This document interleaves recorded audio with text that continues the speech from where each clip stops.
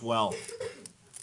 Juror number 535 wishes to talk to the court, so we're going to bring her in first. The record should reflect, by the way, that we're outside the presence of all the jurors right now.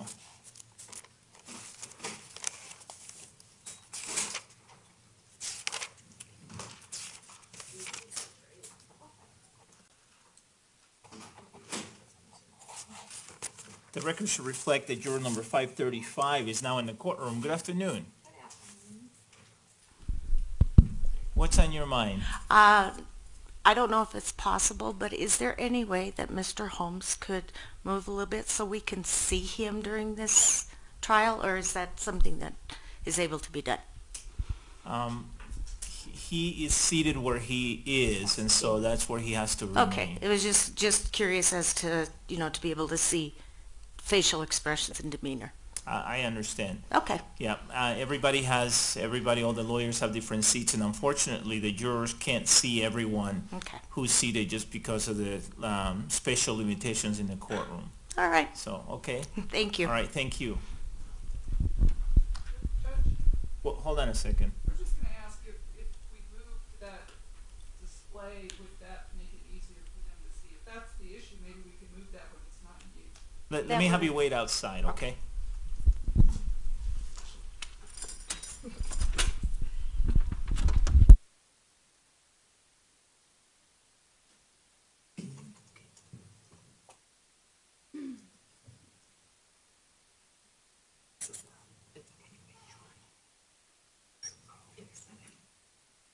Okay, the record should reflect that we are now outside the presence of juror number 535. And so now that we're outside her presence, I can inquire whether that would make a difference or not. Do the people have a position on that in terms of the model? We don't need it there when it's not in use. Okay. And I can tell the court.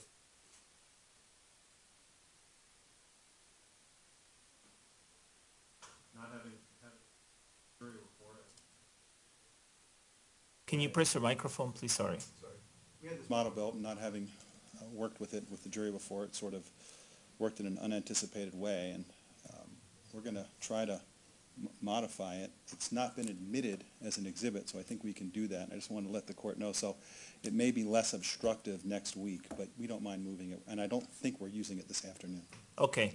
All right. And Ms. Brady, it's your suggestion, so I'm assuming you're okay with the movement of that exhibit. Yes, please. All right. Okay. Is there any other record that the people would like me to make with respect to juror number 535?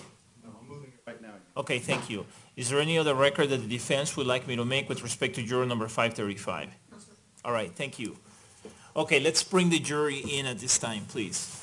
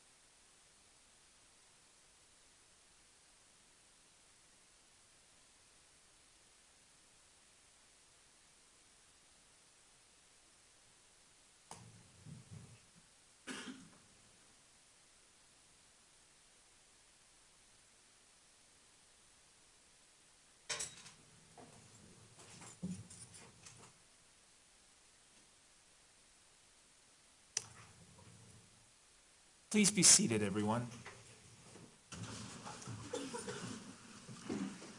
The record should reflect that the jury has joined us again. Welcome back, folks. Did you have a good lunch? Good. All right, that sounded like you had lunch. The other answer did not. Thank you for coming back, and thank you for being on time. Ms. Pearson, please call your next witness. The people call Officer Jason Sweeney.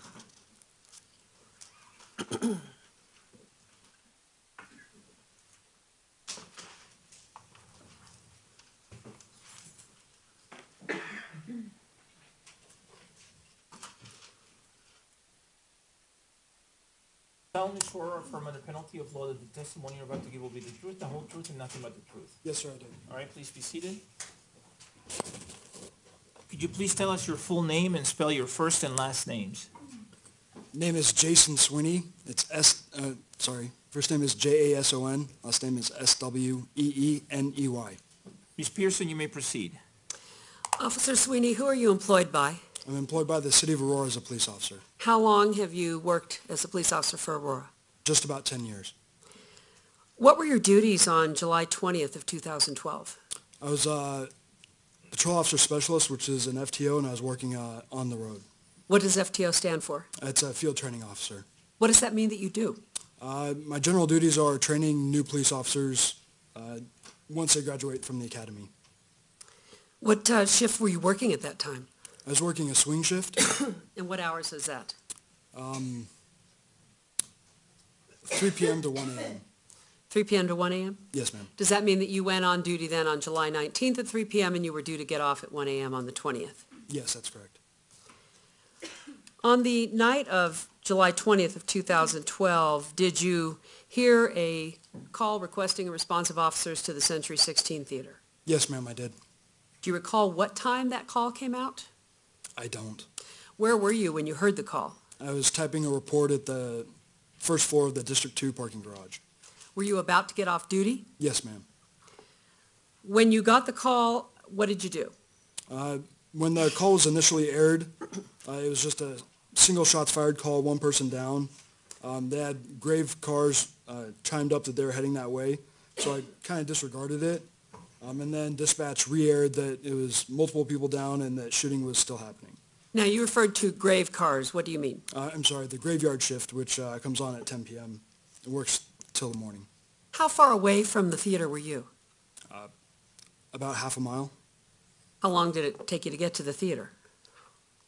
Probably a minute and a half from the time the first transmission came out. Were you told in that transmission what specific theater the shooting had occurred in? They didn't give a number at that time. They just said that it was where the Dark Knight had been playing. Are you familiar with the Century 16 Theater Complex? To a degree, ma'am. Have you responded there previously? I've been there before, yes. Did you know the layout of the theaters within the complex? No, I did not. Did you drive over to the theater? Yes, ma'am, I did. Where did you park? There's a green belt that runs along the east side of the theater in between Sable and the parking lot. And there's a small parking lot to the southeast of the theater. I'm going to request that we pull up 4740, which has been previously admitted, which is a map that will perhaps help you to illustrate where you parked. And then there's a pointer behind you and a wireless microphone next to you.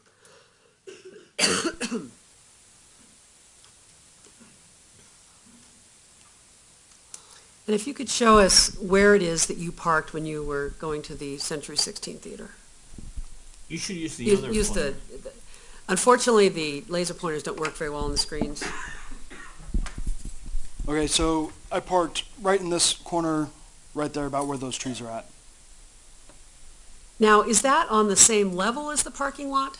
It's elevated a little bit. This was part of a different store or a different shopping center? Yes, ma'am. It's the old Sports Authority. I don't know what business is there right now. So you were from the vantage point that you were where you parked. Could you see the back of the theater? Yes, ma'am. Once you parked there, what did you do? I ran down the green belt and then up to the very northeast corner of the theater, Where's the northeast corner of the theater? which would be right up there, very top corner. Okay. And you can go back to using the other mic if you wish. On the back of the theater, did you see any other police officers in the back of the theater at that No, time? ma'am. Did you know whether or not there were police officers on the front of the theater? I had heard several people air that they had responded to the front of the theater. When you first got to the back of the theater, what did you see that was of interest to you in responding to a call like this? As I crossed the green belt, I could see that there was a blood trail along the back wall and that there were several people up on the northeast corner. Where was the blood trail? It'd be all along the back wall, right on the sidewalk. Did you see people who appeared to be injured at that time? I didn't know who they were at the time until I approached them and then realized that they were victims of a shooting. What about them made you realize they'd been victims in a shooting? They had very apparent wounds, and they were crying. Were any other people coming out of the theater at this time? I didn't see anybody else coming out at this time. When you arrived, were you the first officer in the back of the theater? Yes, ma'am. What did you attempt to do? Or where did you go next?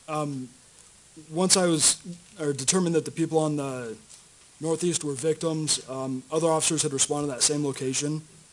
I grabbed Officer Oviatt, and he and I proceeded south along the wall trying to gain entry into the theater that we assumed it was the blood trail had come out of. How long after you arrived did he arrive? I don't know, ma'am. Just momentarily. It was quick? Yes, ma'am. Now, you said that there was a blood trail that you started to proceed down. Why were you following the blood trail? I assumed that if they'd been shot in the theater, however they got out, I could get in. How were you proceeding down the sidewalk? Were you running? At a very fast walk. Did you have your guns drawn? Yes, ma'am. Did you see anything as you were walking down or proceeding down the sidewalk? Yeah, as we were walking down the sidewalk, there was a white sedan just north of, there's like a little concrete and brick dumpster area. There's a white sedan right there, and I saw what appeared to be an officer standing on the far side of the sedan, so like the driver's side, as we were approaching on the passenger side. What about that person made you think they were an officer? They had a Kevlar-style helmet, gas mask, wearing dark clothing. It appeared to be, one of our officers. The car that they were standing by, did it look like a police car? No, ma'am. What were the lighting conditions in the back? There's a few lights along the wall, security-type lighting, but in general it's fairly dark. When you could see this person, they were standing, like you said, on the driver's side of the car. So how much of the person could you see? Shoulders up. Did you continue toward that person? Yes, ma'am. As you got closer, what did you notice? As we got closer, the person turned and looked towards Officer Oviatt and myself, and I realized that the gas mask that he was wearing is not one that we're issued. And then in conjunction with that, he wasn't acting like an officer. He wasn't, trying to gain entry into the theater. He was standing there. What did you decide about him then? What did you determine? Who did you determine he was, if he wasn't an officer? I determined that he was probably one of the suspects or the suspect. Why did you think that? Because there's no other reason for somebody to be in tactical gear in that area if they were not a police officer. At the time that you made that determination in your mind, had you heard any information from dispatch regarding gas in the theater? It was aired, and I honestly don't remember if it was before I realized that he wasn't an officer, or about the same time, or just after. What did you do? We ordered him to put his hands up, and then I couldn't see into the vehicle, so I couldn't determine if he was alone or if there were other people in the vehicle or on the other side of the vehicle. So I had Officer Oviatt move around the front of the car, hold him at gunpoint, and I cleared the vehicle. Why couldn't you see inside the vehicle? It appeared that it had fairly dark tint on the windows. So Officer Oviatt moved around the front of the car. Yes, ma'am. Where did you go? I went around the backside. Where was the person during the time that you're both moving? Where was he standing? I was standing in the open driver's side door, so right against the car. When you looked at him, was he holding any kind of weapons? I didn't see anything at that time, no, ma'am. When you got around the driver's side of the door, what did you do? Checked the vehicle to make sure nobody else was in there. I observed like a plastic clamshell rifle case. And then we ordered the suspect down to the ground. Prior to the time that you had actually reached him at the car, had you said anything to him? I just ordered him to put his hands up. How far away from him were you when you realized that he wasn't a police officer? I'm not sure, ma'am. How long did it take you to get down the sidewalk to where this car was? Maybe 4 or 5 seconds. So it's a pretty fast trip. Yes, ma'am. When you ordered him down to the ground, did he comply? Immediately. Did you have him lay prone, flat? Yes, ma'am. What did you do next? I held him at gunpoint, and Officer Oviatt placed him in handcuffs. What did you do once he was in handcuffs? Because where we had handcuffed him is considered a fatal funnel, we drug him to the side of the dumpster so we would be protected. What do you mean by a fatal funnel? Fatal funnel is an area where our movement is limited, there's no cover, so that if somebody wanted to shoot at us, they know exactly where we're at, and there's nothing else we can do except return fire. How did you get him moved from next to the car over to where the dumpster was? I reached underneath one arm into the shoulder area. Officer Oviatt did the same on the other side, and we drug him across the sidewalk, so 10 feet or so. Did he cooperate with you? Yes, ma'am. Did he resist in any kind of way? No, ma'am. How would you describe his body tension at that time? Consistent with any other compliant person that I've arrested. He had his head up. He was looking where we were taking him. He wasn't limp or anything else like that. He was just consistent with an average cooperative person. When you arrest people, are there essentially two groups of people, those that are cooperative and those that are not? Yes, ma'am. And did he fall into the cooperative category? Yes, ma'am.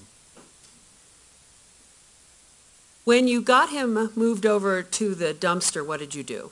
Officer Oviatt conducted a pat-down for weapons on this person. At that time, did he still have the gas mask on? It was taken off during that process. Was anything else taken off during that process? His helmet? What else did you notice that he was wearing when you looked at him at that point? He appeared to have, or it felt like, body armor of some style underneath his coat and pants.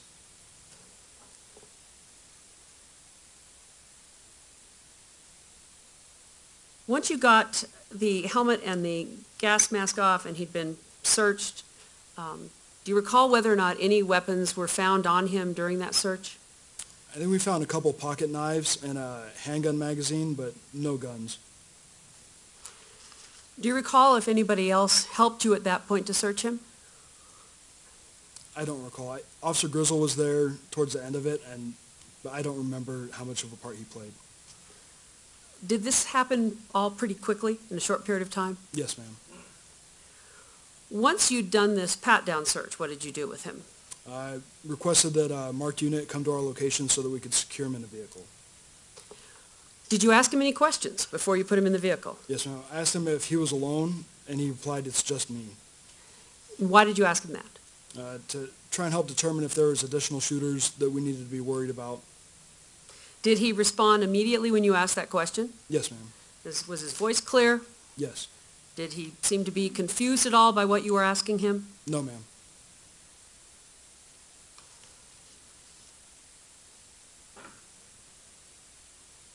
What was his demeanor like at that time? I guess I would describe it as compliant. He wasn't resisting, he was doing exactly what we asked him to do. Now you had him under arrest and you picked him up. What did you do with him? He was placed in the back of a patrol car. Was there a patrol car already there? I had to call for one, ma'am. Was he put into the patrol car? Yes, ma'am. Did either one of you get into the car with him? No. Do you know whose car it was? I believe it was Sergeant Redfern's car, but there were a lot of people showing up all kind of at the same time, and I'm not positive that's whose vehicle it was. Now, you indicated that this was all happening in a very short period of time. Even in this short period of time, were there other people arriving on scene? Yes, ma'am. Who was arriving? I know that I remember seeing Officer Blue back there, Just police officers in general? police officers in general, ma'am. Even in this brief period of time from when he's been arrested and moved to the dumpster, in that amount of time, had you started to see any people exit the theater? I don't think that anybody was really exiting. We had teams of officers going into the theater, and then I didn't go in at that point, so I don't know if they were at the doorway or what was going on inside. How did you know that teams of officers were going in? I could see them going in, ma'am. From the rear of the theater? Yes. When he was in the car, did you ask him any questions when he was sitting in the back of the patrol car? No, ma'am, I did not. Once he was in the patrol car, what did you do next? Officer Grizzle and myself noticed that there was a green light on the green belt where I'd run past. I thought that it could be like a chem light or like a glow stick, and that he'd used it as a staging area for weapons or additional suspects, things like that. So what did you do? Officer Grizzle and myself then went to where the light source was at to determine what it was. Were you able to determine what it was? Yes, ma'am. It ended up that it was laser off of a handgun that was on top of the white car. Had you noticed the handgun on the top of the white car? No, ma'am, I didn't. Did you do anything else down when you were away from the car and away from the theater? At some point, we gathered information that there was explosives either at his apartment or inside his vehicle. Officer Grizzle and myself then checked the area for explosives. Did you find any? No, ma'am. When you finished with that search that was that in the grassy area Yes, ma'am. behind the theater? What did you do next? At that point, officers had started bringing victims out of the theater. They're actively triaging them, and we were trying to get rescue personnel in the bag. Did you have any additional contact with the defendant that night? No, ma'am, I did not. Would you recognize him again if you saw him? Yes, ma'am. Is he in the courtroom today? Yes, ma'am. Can you identify him, please, by what he's wearing and where he's sitting? He's got on glasses, a blue button-up shirt, and he's sitting directly across from me. Your Honor, would you let the record reflect identification of the defendant? The record will so reflect. Does he look different now than he did then? Yes, ma'am. How did he look then? His hair was dyed orangish blonde.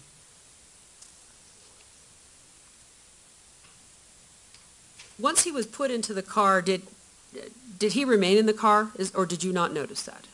I know that he was taken out at some point and searched more thoroughly. Were you involved in that second search? No, ma'am, I was not.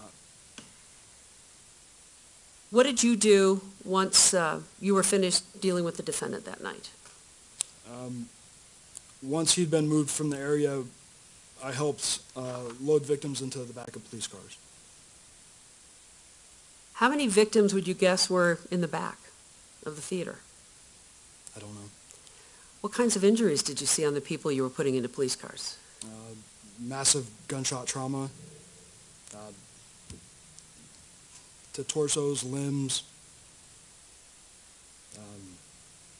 There's a lot of devastation.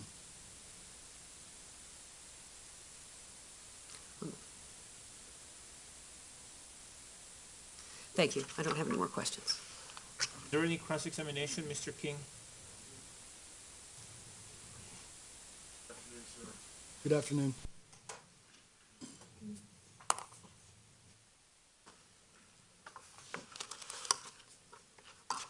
Now, you were, when you heard this call for service of this shooting, sir, you were actually right down the street, were you not?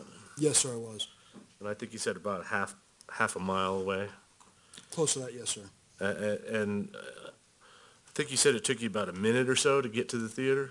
A minute and a half, something like that, sir. and you parked in that, what used to be the old sports It used to be the authority Sports parking Authority, lot. yes, sir. How long do you think it took you to get from your car up to the corner of the rear corner of the theater where you encountered the two victims and eventually Officer Oviatt? Maybe 45 seconds, a minute. Okay.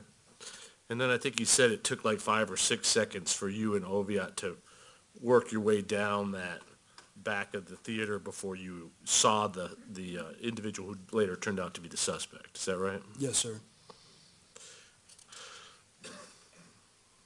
Now, I think you said as you're going down that wall there, it's a little difficult to see in that back parking lot, right? It's pretty poorly lit. Yes, sir.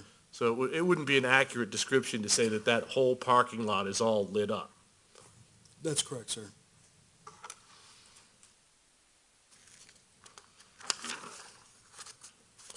At some point, the suspect that you were watching, you were gun on with, took off his gloves, right? Yes, sir. What did he do with his gloves? Put them on the roof of the vehicle. Any other movement that you saw that individual make? Did he try to flee or get into the car? No, sir.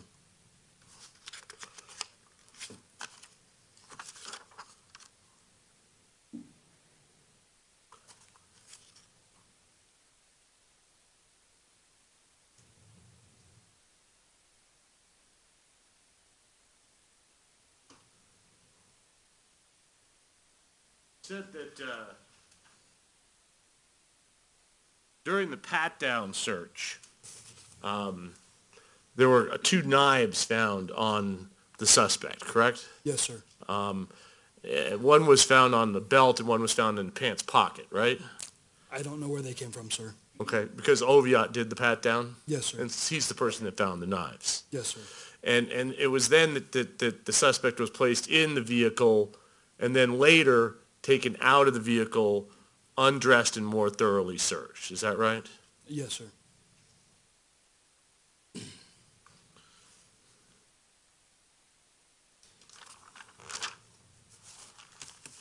If I may have one moment, Your Honor. Yes.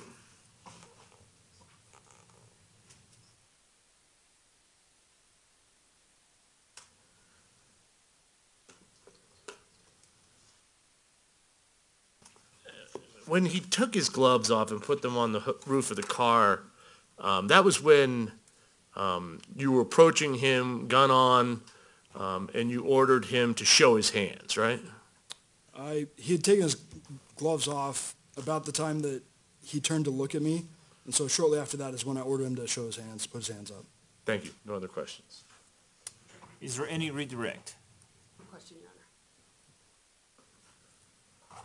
What color were the gloves that you saw him wearing? They appeared to be black tactical type gloves like what police officers wear. When he first comes into your view, is he wearing the gloves or is he taking them off? He has them on. Thank you. Any recross, Mr. King? No, sir. Thank you. All right. It doesn't appear that the jury has any questions, so may this witness be released from his subpoena, Ms. Pearson? He may. All right, Mr. King, do you want him subject to recall pursuant to your subpoena? Yes, Judge, just in case something comes up and we need his testimony. All right. So you've been released from the people's subpoena, but you may be recalled because you're still subject to the defense's subpoena. Do you understand? Yes, sir. All right, thank you, sir. Call your next witness, please. Call Detective Matt Ingu, and with this witness also, Your Honor, we will be requesting to publish.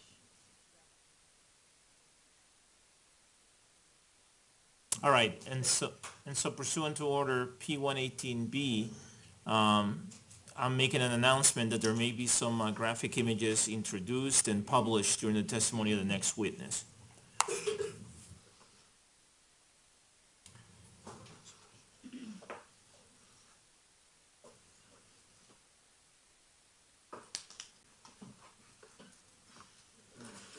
Hold on a second, sir.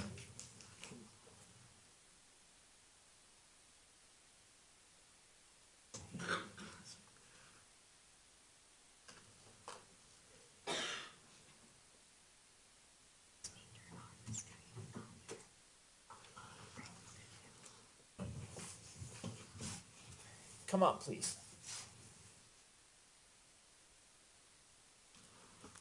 You solemnly swear or affirm under penalty of law that the testimony you're about to give will be the truth, the whole truth, and nothing but the truth? Yes, sir. Please be seated. Please tell us your full name. My first name is Matthew. The last name is Ingui. And can you spell your first name, please? Matthew. Ms. Pearson, you may proceed. Detective Ingu, where are you employed? This Aurora Police Department, How long have you been with the Aurora Police Department? just over 19 years. What are your duties at the Aurora Police Department? I'm currently a detective assigned to the Major Crime Homicide Unit. And major crime homicide responds to homicides. Homicide, shootings, officer-involved shootings, missing persons, all deaths within the city, both natural and suspicious, and suicides. Were you in the major crimes unit in July of 2012? Yes, I was.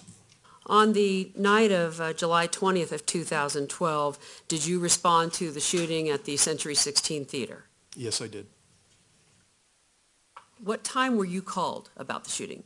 I was called at 1:11 a.m. by Sergeant Matthew Files, the on-call supervisor for the Major Crimes Unit. Were you at work at that time? I was not. What time did you arrive at the theater? I arrived at approximately 1:50 a.m. When you first got to the theater, where did you go? When I pulled into the parking lot, there was command posts that had already been set up. I parked on the west side of the parking area, directly across from the movie theater. Can you explain what the command post, what is that? Command posts are SUVs or motorhomes that are set up, designed with a larger area where you could have meetings. There's tables, chairs, computer screens, so if we needed to watch videos, there's restrooms and usually some form of water or drink if needed. Now, you said that you arrived at about 1:50 a.m.? Yes, ma'am. When you arrived at that time, what did you see going on at the theater? It was chaos in the parking lot. There was multiple different law enforcement agencies, police lights, fire station lights, or fire truck lights. There was witnesses and family members looking for witnesses, people on telephones, hysterically crying, screaming, searching and looking for people. When you arrived on scene, were you briefed on what had occurred that night? Yes, I was. And then what were you asked to do? We were given a generalized briefing on what took place. We were asked then to basically set up a triage station to conduct interviews at Gateway High School. What do you mean by a triage station for interviews? So there was hundreds of people in the parking lot, witnesses from both the different Theater Number 9 and Theater Number 8 that needed to be interviewed. So the detectives and officers that are on scene were assigned to go to the high school. The triage station, pardon me, was based, several tables were set up, or dozens of tables were set up, and everybody that came there who was a witness or seeking somebody was interviewed. And each person, as they were brought in, their name was given, a picture was taken of them, and then they were identified by a number. And each number was associated with the person that you were interviewed. And then basically, as a detective or an officer was available, another witness came down and sat, and they were interviewed. Where were the witnesses taken to? Gateway High School, which is at 1300 South Sable Boulevard, City of Aurora. Is that relatively near the theater? Yes, it's probably 5 blocks to the south.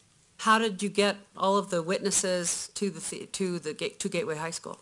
They were taken by RTD bus. Do you know how the buses knew to come to the theater? I believe someone called them requesting their assistance. How many people were transported to Gateway High School? I am confident of at least 100 people. Now, so there were 100 people at Gateway High School. Yes, ma'am. What was the mood like among these people that you saw there? It was extremely somber. We had people covered in blood, missing shoes, missing clothing. Basically, it was extremely heart-wrenching. How long did you spend at Gateway? I was there for approximately 2 hours doing interviews. Do you recall what time you got there? 3:30 in the morning, and I think we were done, or I was done with my interviews at approximately 5:45 a.m. When you got to Gateway, had people already been moved to Gateway? They were in the process of being moved when I got there.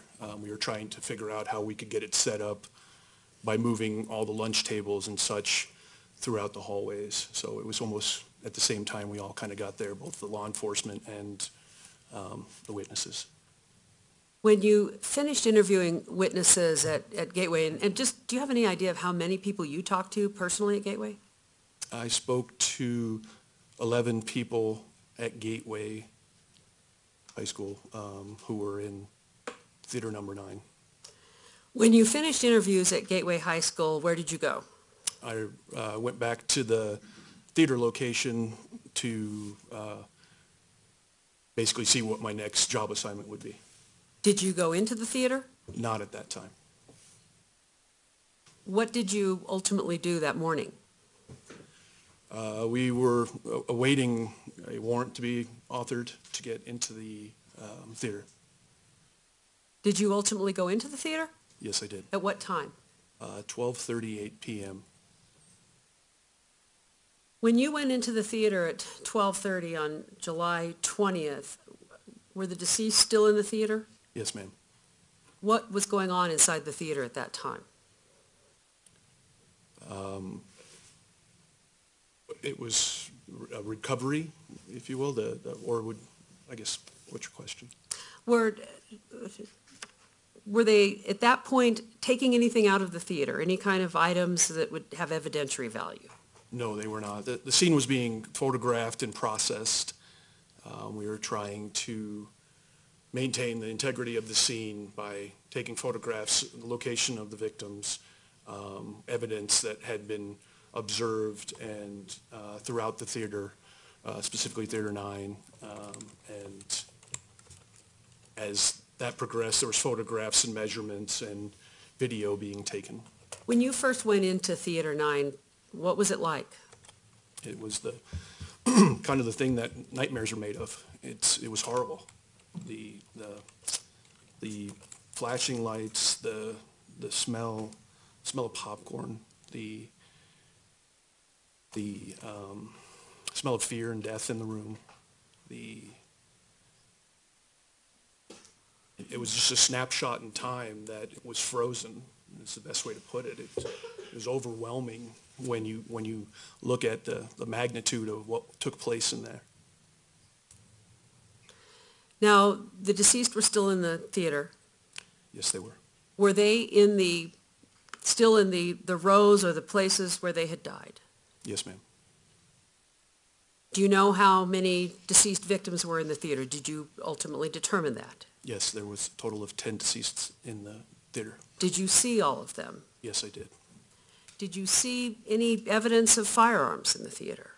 Yes, ma'am. There was both spent shell casings, meaning that the firearm had been, the round had been shot out of a firearm, both .223 rounds, which are fired from an assault rifle.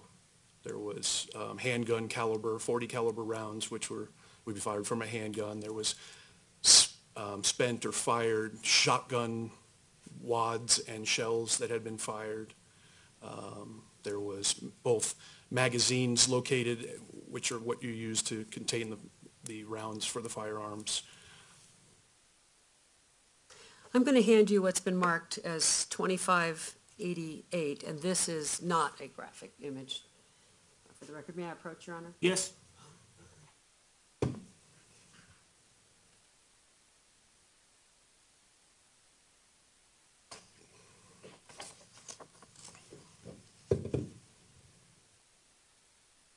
Do you recognize what is depicted in that photograph? Yes, ma'am. This is a photograph of theater number 9. The point of view would be from the screen side of the theater, with the point of view being the back of the theater itself. And there appears to be a lot of things at the end of the rows. Do you know what we're seeing in that photograph? So as There's tons of popcorn all the way down each row where we had swept through each aisle in an attempt to gather any and all evidence that was available. And in this photograph, have the deceased been removed from the theater? Yes, ma'am. Does this photograph fairly and accurately depict what you observed at some point in the theater after July 20th of 2012? Yes, ma'am. Because how many days did you spend in the theater? 5 days. Your Honor, I'd move for the admittance of People's Exhibit 2588. Any objection? No objection with the clarification. Do you know what specific day the picture was taken? I believe it is the 22nd of July. Okay. So with that clarification, then, the exhibit is admitted without objection and may be published. And could I publish 2588? Now, there's a pointer behind you, and there's also a wireless mic. And what I would like for you to do is sort of to explain the seating in the theater, if you could. You'd rather me stand at point? Sure. And as part of that, did you ultimately number the rows and the seats in the theater? Yes. So if you can explain that, and there's a pointer there for you if you'd like to use that. So it is a stadium-style theater. Rows 1 through 7, I apologize, are from the metal bar forward would be the ground seats. Rows 8 through 20 are the stadium style. We numbered the seats so as if you're reading a book and facing the actual screen. So it would be as if I'm in a seat now. So it would be 1, 2, 3, 4 from your left to your right is the way it was numbered. So looking at this, if you can show us then where is seat 1 and This would be seat 1 right here, and this would be seat 20. in that center section, did you number any of the rows other than that center section from row 8 to row 20? No, we did not. And in row 8 to row 20, did you number them 1 through 20, just in the same direction you would read left to right? Yes, ma'am. And that was all facing the screen? Yes, ma'am.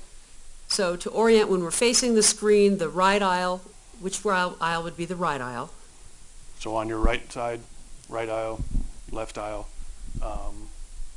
as if you're facing the screen, everything is going to be oriented as if you were watching the movie itself. Okay, thank you.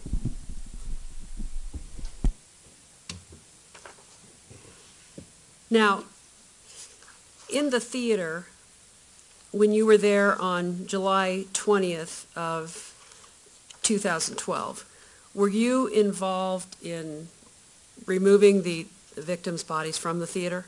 Yes, ma'am. What was the process that we used to accomplish this? How did you go about getting them out of the rows and out of the theater? What's the relevance? Your Honor, there are other things that Why don't you approach?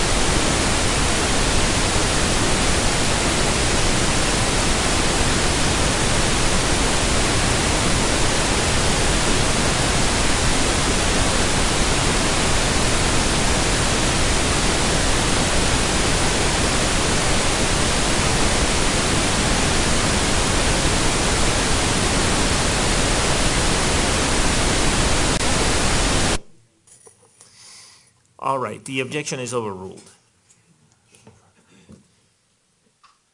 So Detective Ingu, you indicated that you participated in removing the deceased victims from the theater. Is that correct? Yes, ma'am. Now, in order to ensure that any evidentiary items remained with them or anything that you needed to identify them remained with them, how did you ensure that that occurred when they were moved? We had transport bags that were placed underneath every one of the victims to attempt to get everything that was with them. If they, the entire body was placed in the bag, and it was brought from the location down to the floor, and then it was transported from inside Theater 9 out into the hallway, where we had fingerprints taken, and then they were then transported away from the scene. Sir, can you move the microphone closer to you? Thank you. Go ahead. Prior to the time that the victims were removed from the theater, the deceased victims, were they photographed in place? Yes, they were. And you indicated that measurements had also been taken to also ensure their location within the theater. Yes, ma'am. Did you see all 10 victims that were in the theater? Yes, I did. And Your Honor, now I would ask to, well, I'm going to provide him photographs first. I'm not asking to publish them yet. That Okay. would be pursuant to 118B.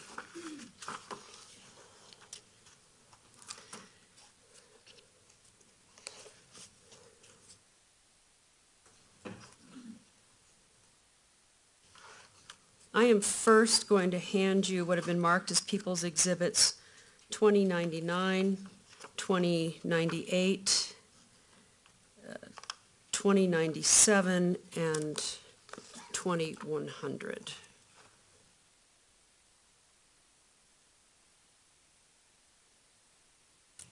Did you mean 2100?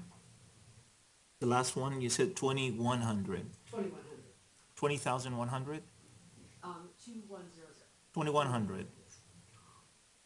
Right? 2100. Yes, Your Honor. Okay, Sorry if I misspoke. that's okay.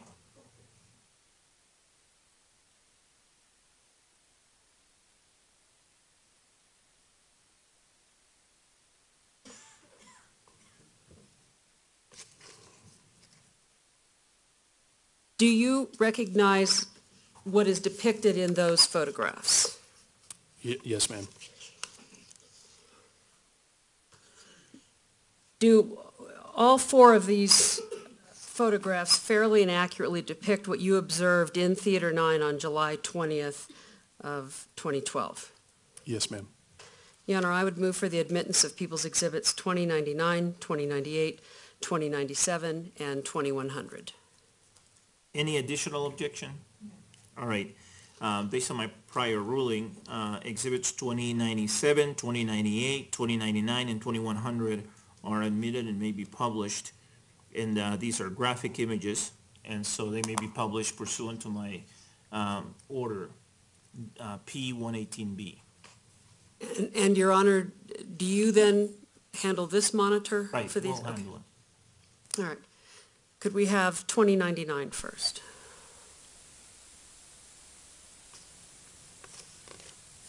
In Exhibit 2099, what are we looking at here, Detective Ingu?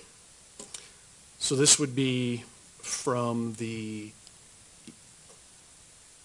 right side of the theater by the emergency exit. You'll see that this is the actual screen that is pulled down on the ground. Your point of view is towards the north of the theater. On the ground you see, which would be spent .223 caliber ammunition on the ground, and this is row 1, 2, and so on and so forth. Turning next to 2098, could I have that one, please?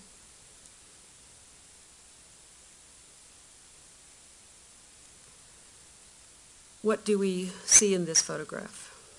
So this also is, point of view is from the base of the floor through by sections 1 through 7. And the point of view is to the north, but at an angle towards the exits to the top. Again, you'll see the spent brass shell casings, and that victim is Matthew McQueen that you see in the photograph. You also see on the right side of the image Alexander Boyd. Could I have 2097, please?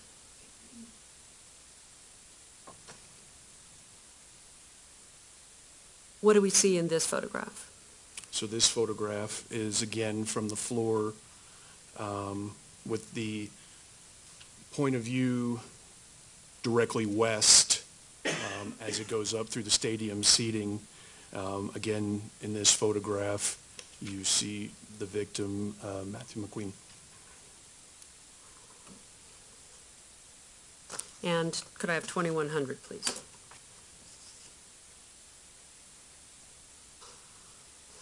What do we see in this photograph? So in this photograph, the point of view is several steps further west. That is the hallway, entry-exit hallway on the right-hand side of the theater. As your view goes down, as the path goes down, you'll see a large capacity drum-style magazine, which is used to hold 100 rounds of 223 round ammunition, which would be in an assault rifle style gun. There is a magazine for a handgun, and then there is some smaller AR-15 style magazines, or what appear to be AR-15 style magazines. You'll also see there is ammunition on the ground there, and also in this photograph, the victim, Matthew McQueen, is in it. Thank you. You can take that down. I am now going to hand you what have been marked as People's Exhibits 2068, 2065, and 2064.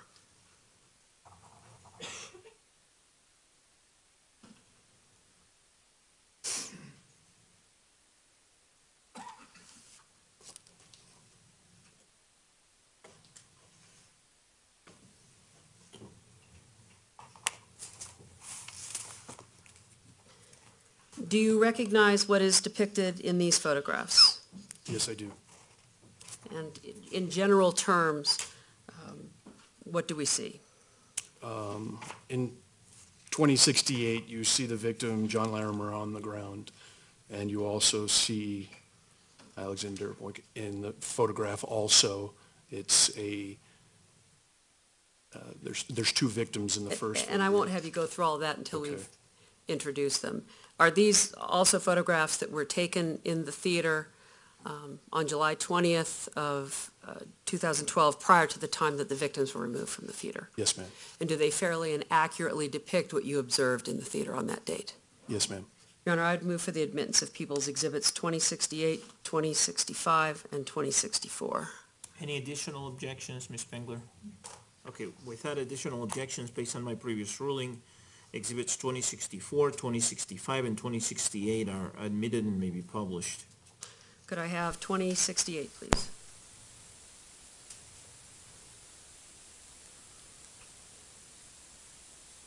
So what do we see in this photograph?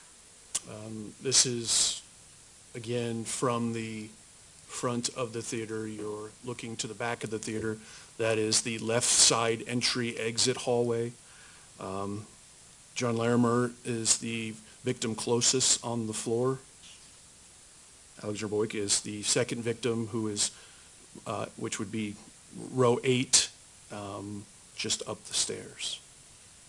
Could I have 2065, please?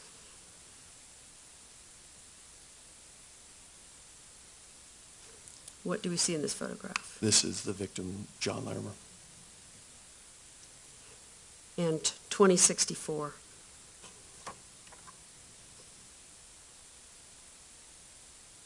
And again, this is just a different angle of the victim, John Larimer.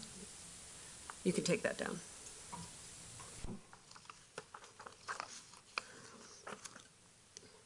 Now going to hand you what have been marked as People's Exhibits 2066 and 2067.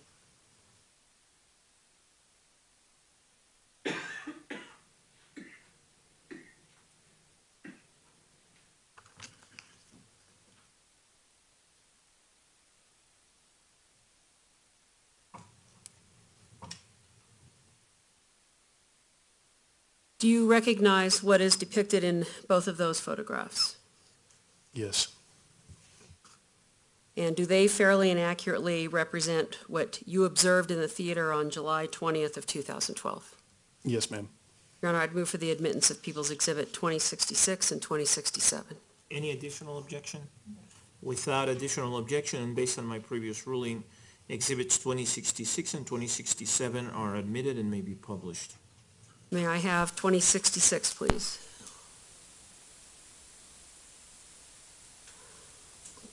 What do we see in this photograph? With the victim, Alexander Boyk, at seat number 1, row 8. You also see clothing, shoes, sandals, flip-flops. This angle of point of view is directly up the stairs, which would be west. Could I have 2067, please?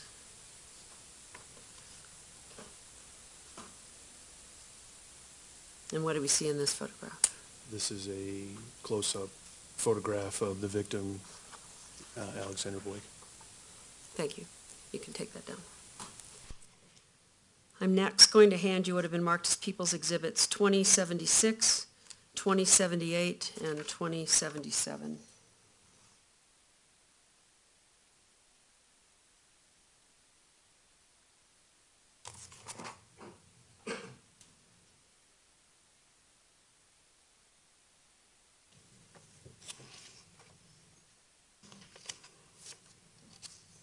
Do you recognize what is depicted in these three photographs? Yes, ma'am, I do. And do they fairly and accurately represent what you observed in the theater on July 20th of 2012? Yes, ma'am. Your Honor, I'd move for the admittance of People's Exhibits 2076, 2078, and 2077. Any additional objection? All right, without additional objection and based on my prior rulings, Exhibits 2076, 2077, and 2078 are admitted and may be published. Could I have 2076, please? What do we see in this photograph? This is the victim, Matthew McQuinn, in row number 8, approximately seat 18. The point of view is from the right side of the theater towards the northwest. 2078, please.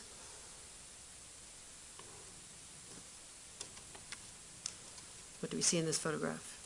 In this photograph is the victim, Matthew McQuinn, closest in the photograph. The victim, Jesse Childress, who is in the center of the photograph, and then the victim, Alexander Boyk, at the furthest portion of the photograph. And this is all row 8? This is all row 8, and again, the point of view would be from the right to the left. Could I have 2077, please?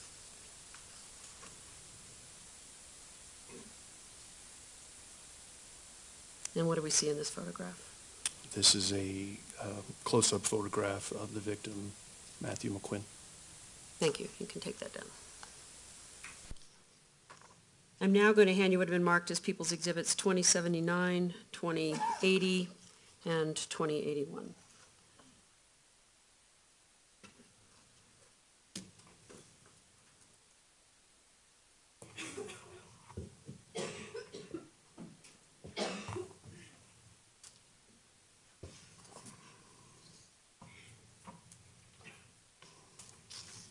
Do you recognize what is depicted in these photographs? Yes, I do. And do these photographs fairly and accurately represent what you observed in the theater on July 20th of 2012? Yes, I do. Your Honor, I'd move for the admittance of People's Exhibits 2079, 2080, and 2081. Any additional objection? Without additional objection and based on my prior rulings, Exhibits 2079, 2080, and 2081 are admitted and may be published. Could I have People's Exhibit 2079 first, please? Now, could you explain what we're seeing in this photograph? This would be the victim, Jonathan Blunk, and this is row number 10. The point of view is again from the right looking to the left. 2080, please.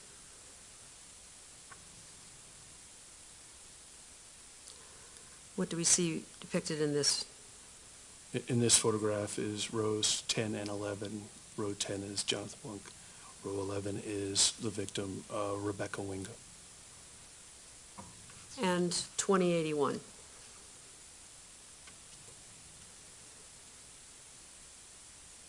What do we see in this photograph? It is a close-up photograph of the victim, Rebecca Wingo, and a purse. Thank you. You can take that down.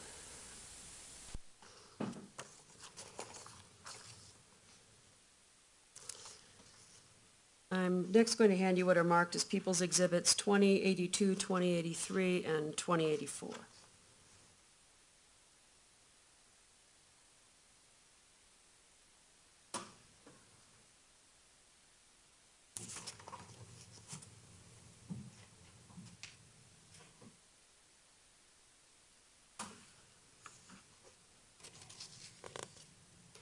Do you recognize what is depicted in these photographs? Yes, ma'am. And do they fairly and accurately represent what you observed in the theater on July 20th of 2012? Yes, ma'am. Your Honor, I'd move for the admittance of People's Exhibits 2082, 2083, and 2084. Any additional objections, Ms. Spengler? Okay, without additional objections and based on my prior rulings, Exhibits 2082, 2083, and 2084 are admitted and may be published. Could I have 2082 first, please? What do we see depicted in this photograph? This is rows 11 and 12. Victim Rebecca Wingo is in row number 11, and victim Alex Sullivan is in row 12. Again, you'll see sneakers and purses and bags, flip-flops being depicted in the along with drink cups and food. Could I have 2083, please? What? And who are we seeing in this photograph? The victim, Alex Sullivan. And 2084, please.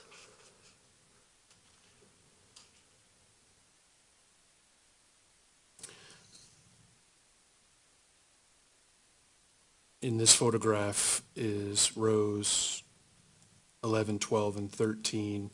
At the far end of the photograph, you see the victim, Gordon Gowden. And then in row 12 is Alex Sullivan, and row 11 is Rebecca Wingo in that photograph. I'm going to now hand you what have been marked as People's Exhibits 2085, 2087, and 2088.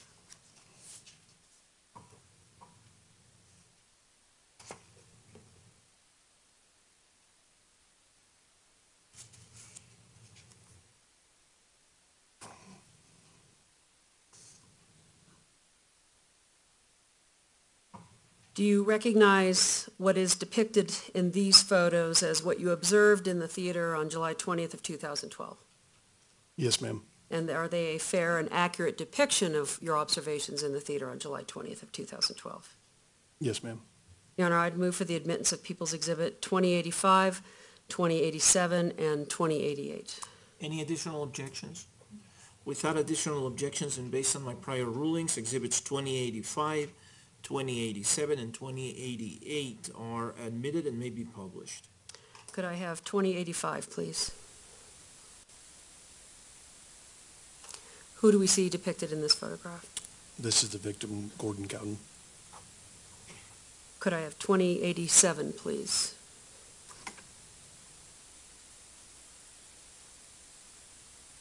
Who do we see in this photograph?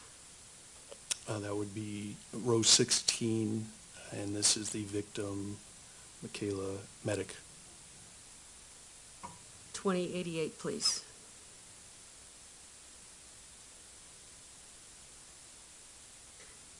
And who are we seeing here? This is another photograph of Michaela Medic. Becky, you can take that down.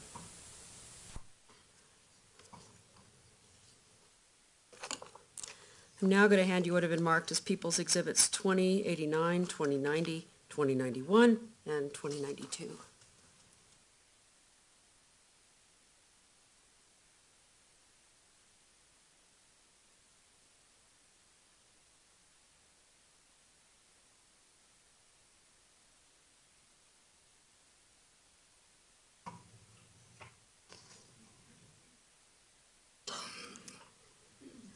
Do you recognize what is depicted in these photographs as what you observed in the theater on July 20th of 2012? Yes, ma'am. And do they fairly and accurately represent your observations on July 20th of 2012?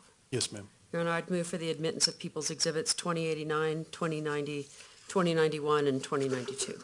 Any additional objections? Without additional objections and based on my prior rulings, Exhibits 2089, 2090, 2091, and 2092 are admitted and may be published. Could I have 2089, please?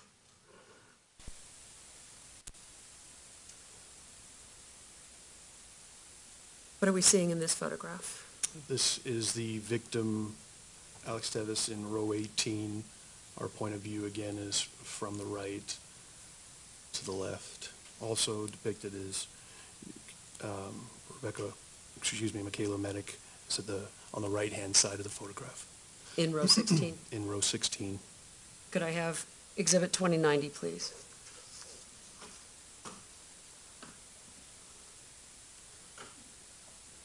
And is this a photograph of Alex Teves? Yes, it is. Could I have 2091?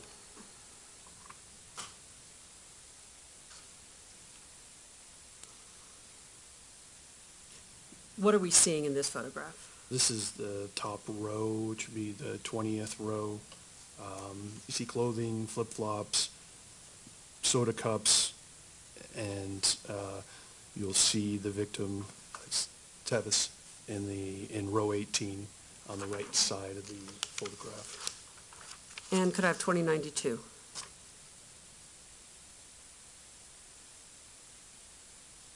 What are we seeing here?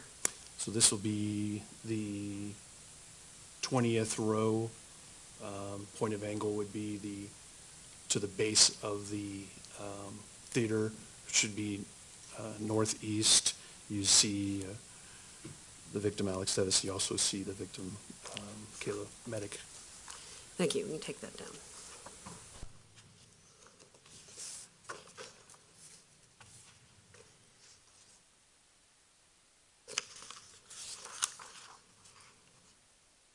Now, did I also ask you to, on a poster of what we saw as photograph 2588, to write where the victims were located in the theater? Yes, ma'am. I'm going to hand you what's been marked as People's Exhibit 2588A.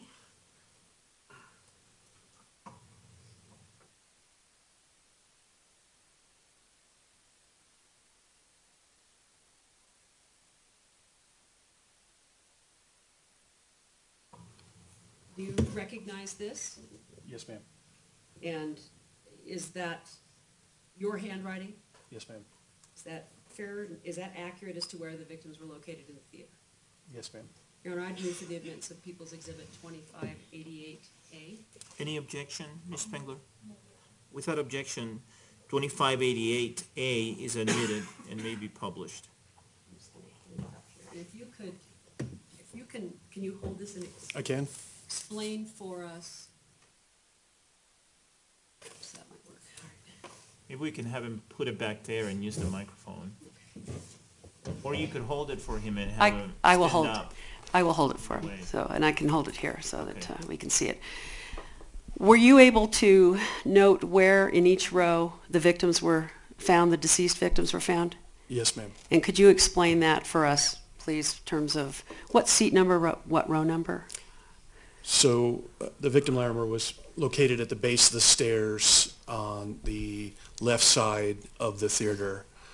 If you go up to row number 8, Alexander Boyk was located in seat number 1, would be the closest one, connected then to the stairs. Jesse Childress, also in row number 8, was recovered between seats 13 and 14 in row number 8, and Matthew McQuinn was recovered in row 8, seat 18. Excuse me. And then in row number 10, seats 17 and 18 is Jonathan Blunk, where he was recovered. In row number 11 is closest between seats 15 and 18 is Rebecca Wingo. In row number 12 is the victim Sullivan was located between seats 11 and 13. And that's Alex Sullivan. Alex Sullivan. And then the victim, Gordon Cowden, was located in the 13th row between seats 3 and 5. And then we go to row 18, and between seats 15 and 18 is where Michaela Medic was recovered. And then in the 18th row between seats 11 and 13 is Alex Tevis, is where he was recovered from.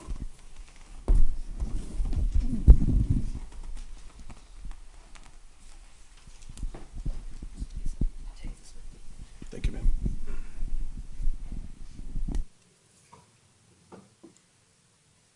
Now, although we're referring to seat numbers, were any of the victims found sitting in a seat? No, they were not.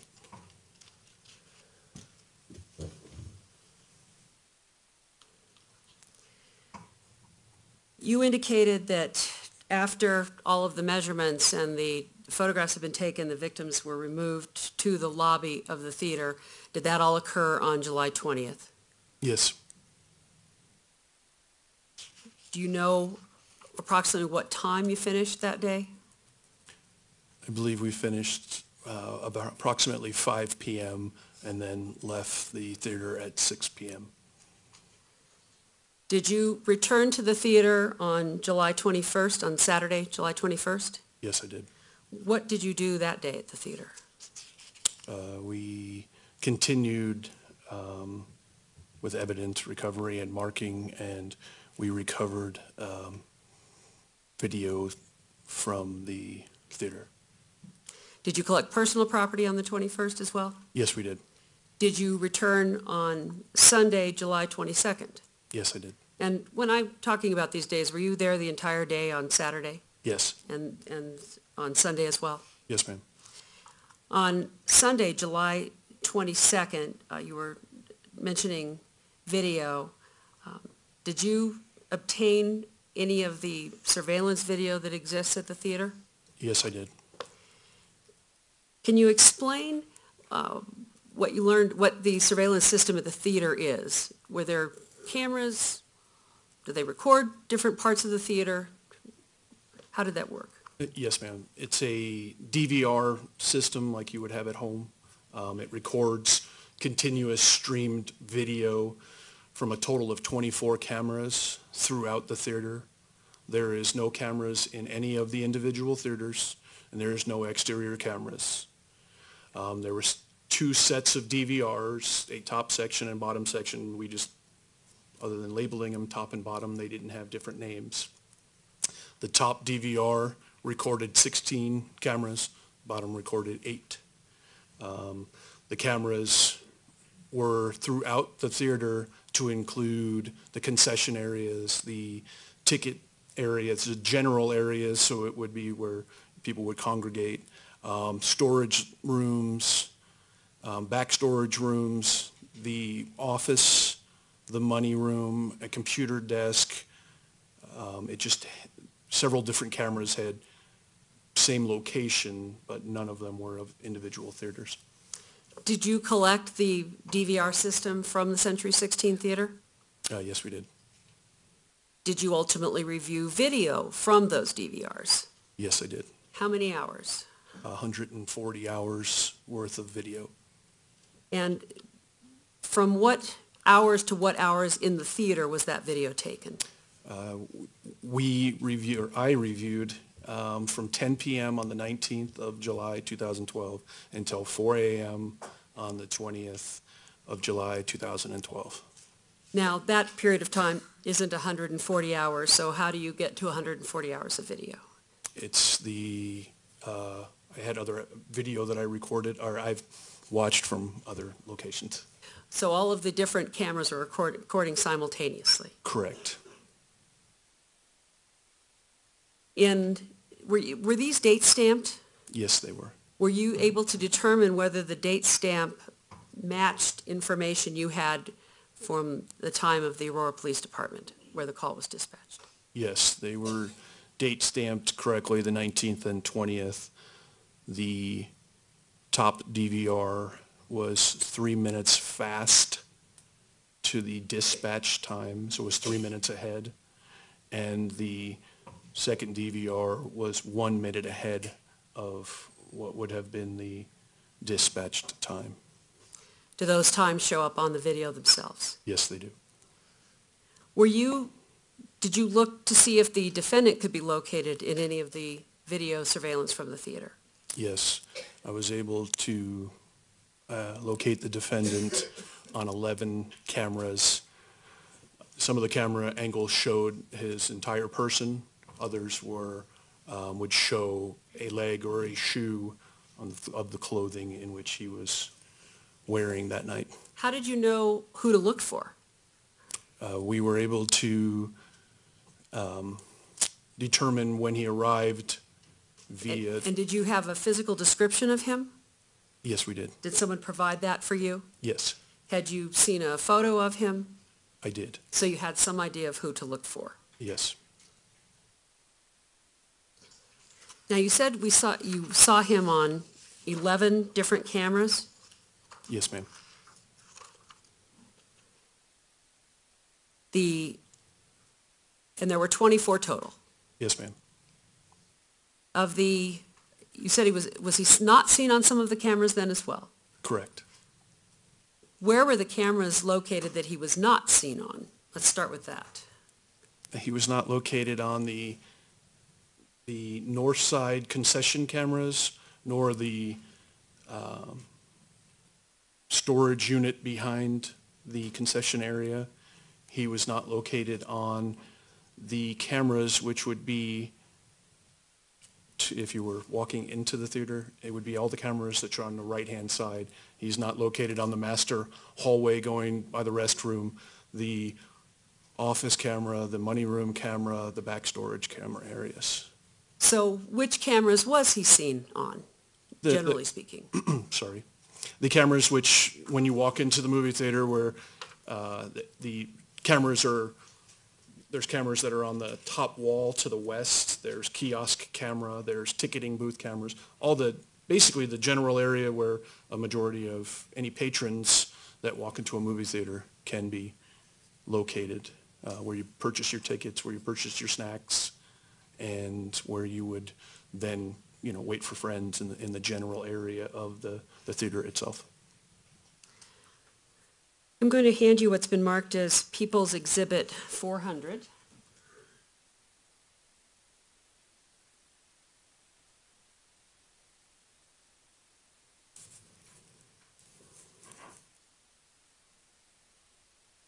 Can you tell us what that is? Do you recognize it?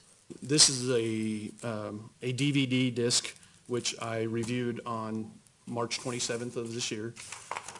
It is a copy of the surveillance video, theater surveillance camera lobby 1 is what is written on it. My initials are on it. It shows the People's Exhibit number and the total length of time. What is this a disc of? This is a disc of the video cameras from within the theater, which would depict the defendant walking in to the theater. Now, is this 140 hours? No, this is 7 minutes and 30 seconds long. Is it a summary of where the defendant was depicted in cameras within the theater? Yes, ma'am. Your Honor, I would move for the admittance of People's Exhibit 400. Is there any objection? Without objection, Exhibit 400 is admitted. Does it have any sound, Ms. Pearson? It does not, Your Honor. All right. Are you intending to publish it at this time? Yes, I would like to do that. It may be published. Do you want me to dim the lights or, Oh, I have to get the video.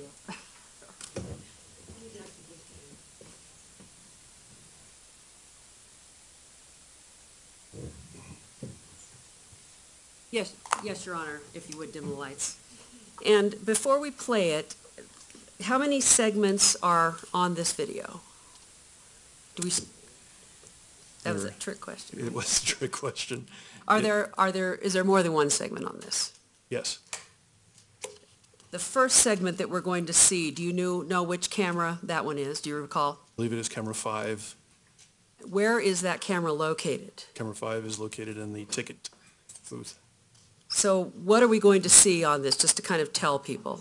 You'll see the defendant walk through the glass doors of into the Century 16 theaters. There is a series of roped off lines, and you'll see the defendant walk in an attempt to get into the theater. What is he wearing? He is wearing a tan or light and colored overshirt, a button-style shirt, dark pants, dark sneakers, a dark style undershirt, and a dark and colored stocking cap.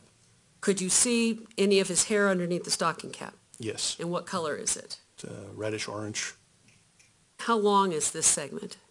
7 minutes and 30 seconds. The first segment, do you know? I cannot tell you exactly how long first. I believe it's a couple of seconds. And it's also, is it time-stamped? Yes, it is. And again, with regard to the time, for instance, if it says on it that it's, say, 12:05 a.m., what time is it based on when the call was dispatched that you determined was the correct time? It would be 12:02 a.m. on the morning of July 20th. Could we play the first segment and then pause when it goes to black?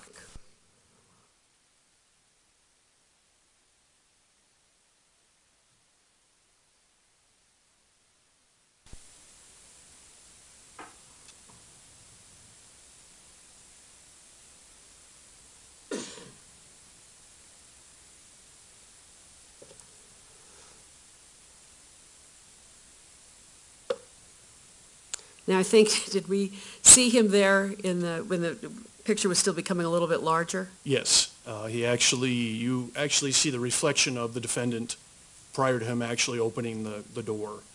And then he steps in as if he's viewing his cell phone and holds the door open for a male and female patron to come in. It's a fairly quick segment. Well, we're going to look at the next segment. I'm going to ask you to use the pointer to point out where the defendant is because it's a little difficult to see. So then, if you will use the microphone too, please. Yes.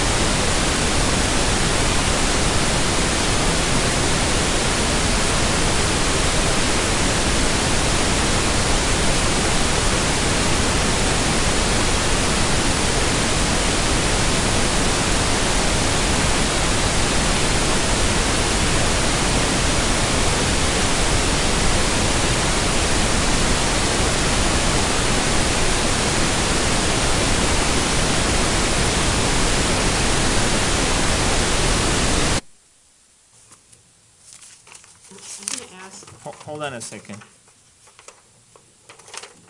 Okay, go ahead. I'm gonna ask Ms. Huntsman if she can start over again, and before we start running this, if you can have the pointer ready and just tell us what part of the screen do people need to be looking at in order to see the defendant? And sir, could you grab the microphone, please, so that everybody can hear you? So if you look in this general section right here of the screen when the video plays, you'll see the defendant's reflection in the door. Then he'll open the door. He has a cellular phone in his hand. Overruled. This is consistent with my ruling. Go ahead. You can go ahead. He'll hold the door open, and two patrons will follow in after him. He'll then proceed to walk towards the top of the screen and coming in through the different lanes that there are set up for, so you can purchase your tickets. Okay. So if we could start again with camera 5, and if you can try to keep your pointer handy to show, to point at the defendant when you see him in this.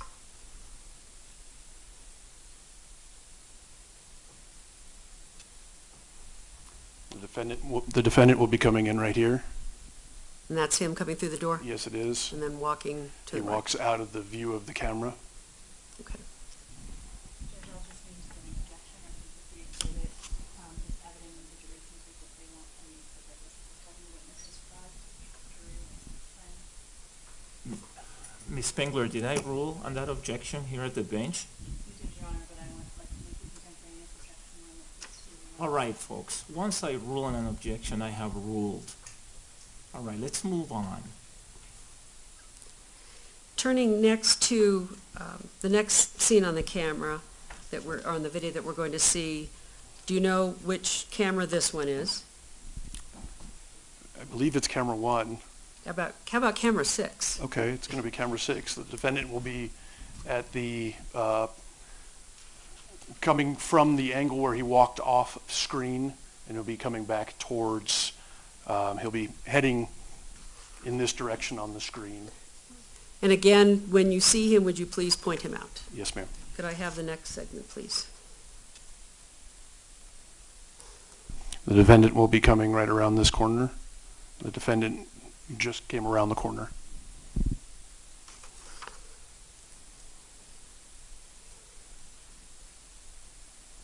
As it continues, the defendant will come from the section out of view back into view towards where the ticket agent would be.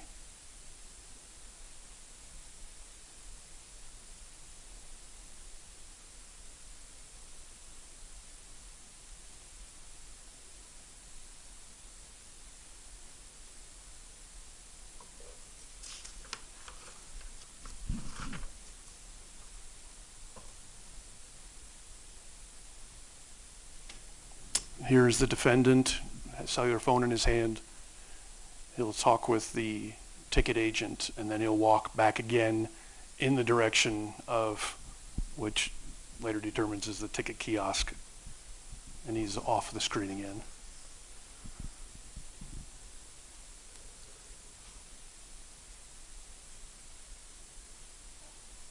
And then we can just keep going to the next segment, Ms. Huntsman. And again, the defendant will come from the location off of screen back towards the ticket agent.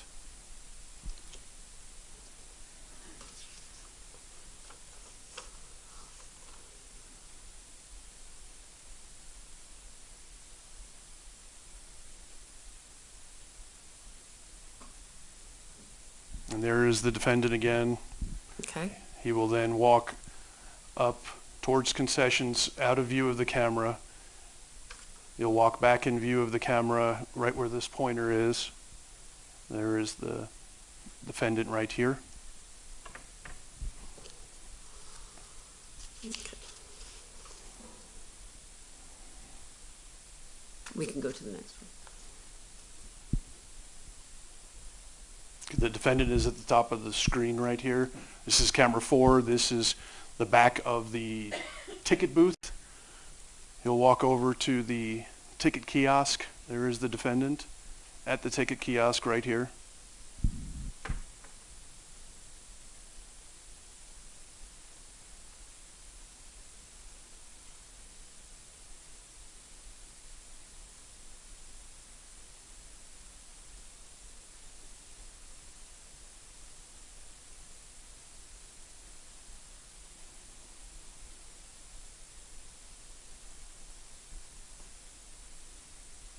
Then it will walk off out of view of the camera. He then returns back to the kiosk from the same location at the top of the screen.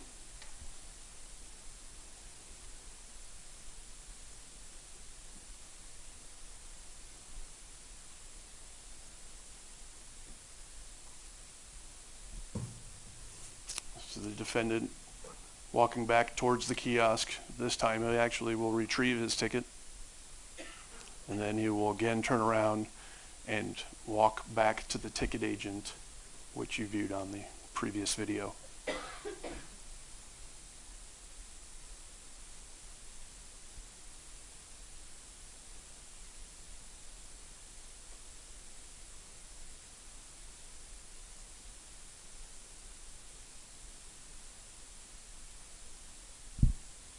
Here again, the defendant then leaves the ticket kiosk and heads off view of this camera to the ticket agent.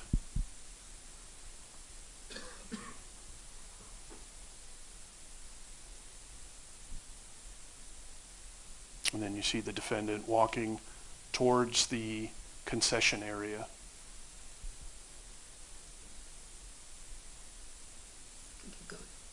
The defendant will come from this area to directly in this area right here, and this is camera number 7. There is the defendant. The defendant will remain in this area, and then he will proceed to walk off view of this camera.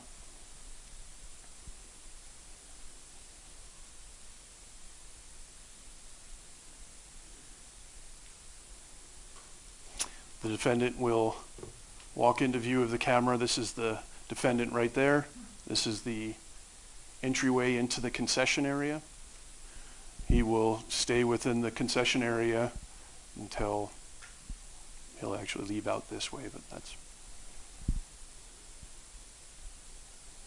And there's the defendant.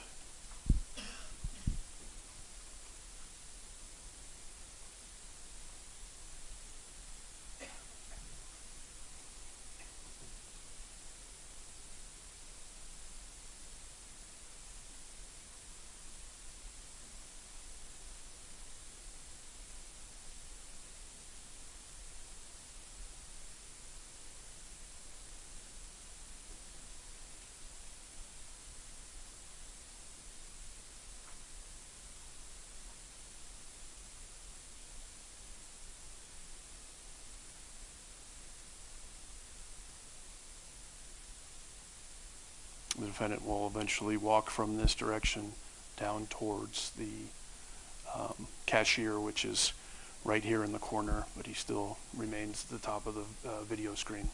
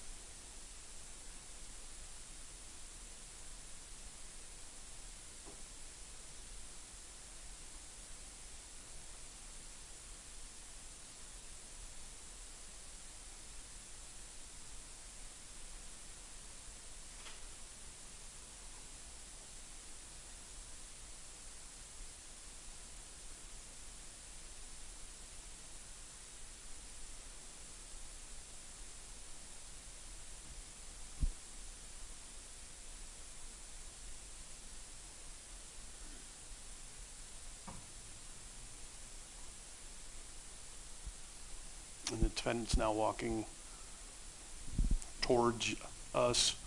He'll then stop and then come through, and he'll walk out of view of the camera to turn back, which is orientation Theater 9 is, where he makes the turn to walk into Theater 9.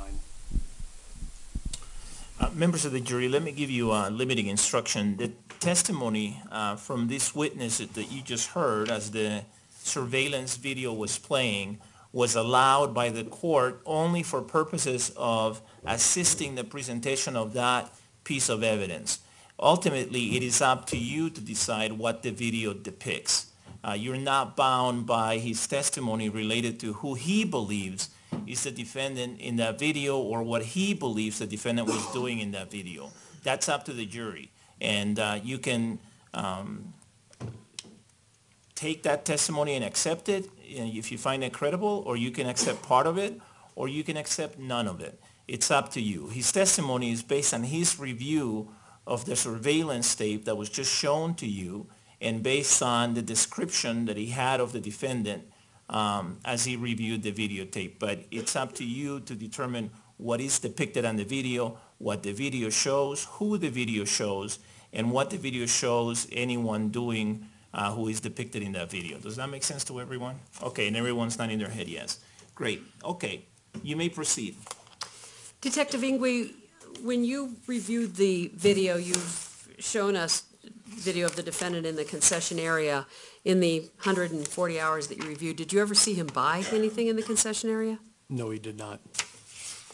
Now, in the 140 hours of video that you reviewed, did you see pictures or video of people leaving the theater after in terms of the time of the 911 call, at about that time? Yes, I did. I'm going to hand you what's been marked as People's Exhibit 401.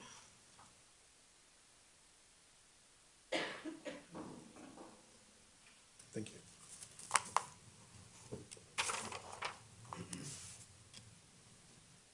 Do you recognize that DVD? Yes, it is. How do you recognize it? I reviewed this DVD on April 8th of 2015. My initials are on the DVD, and this is a DVD labeled 2 minutes and 56 seconds, Theater Surveillance Camera Lobby 2.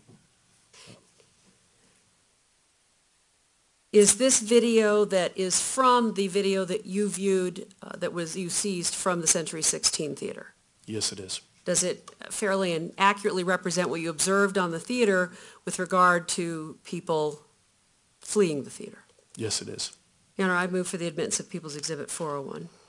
Any objection to 401 being admitted?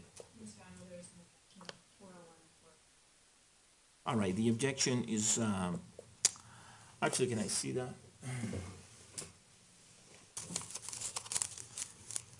Would counsel please approach?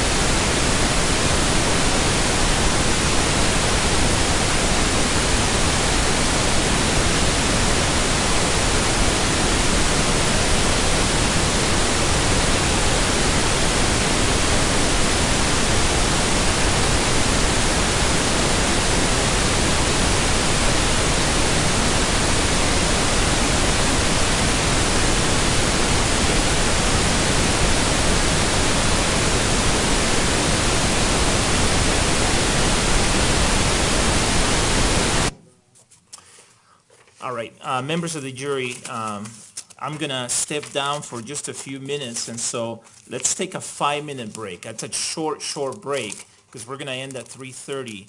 And so let's have you stretch your legs for 5 minutes. Don't go too far. Keep all my admonishments in mind. They all apply during the short break, okay? Let's take a 5-minute break. I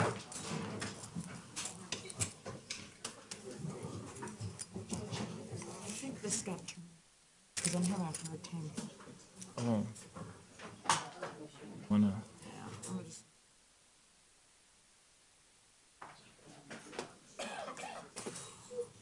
I tried it. okay. If it's not working, let me know. It was fine. So you're able to hear me, right? Okay. Yeah, and you speak. I know. Thank God. I know.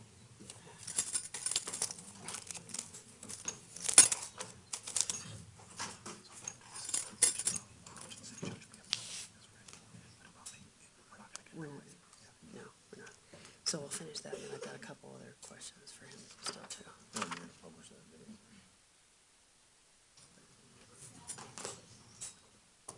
Okay, the record should reflect that we're outside the presence of the jury. Everyone may be seated.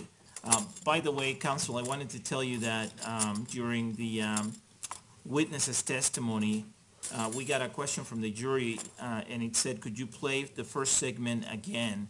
And because Ms. Pearson was going to play it again, I didn't bother to do anything with it, but I have marked the form as question form number 33 anyway. It was handed to me right after Ms. Pearson said she was going to play that segment again here at the bench. All right, I'm going to step down and go watch this DVD. The court will be in recess.